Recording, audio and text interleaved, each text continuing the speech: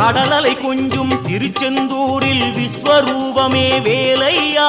பழமுதி சோலை அறுபடை வீடும் புண்ணிய தரிசனம் முருகையா திருநீர் அணிந்து வரும் போது நெஞ்சில் நிம்மதி பிறக்குது கந்தையா சுகனே சிவனார் மகனே உன்னை பாட பாட சுகமாகுதையா வேல் முருகா அரோகரா அரோகரா வேல் முருகா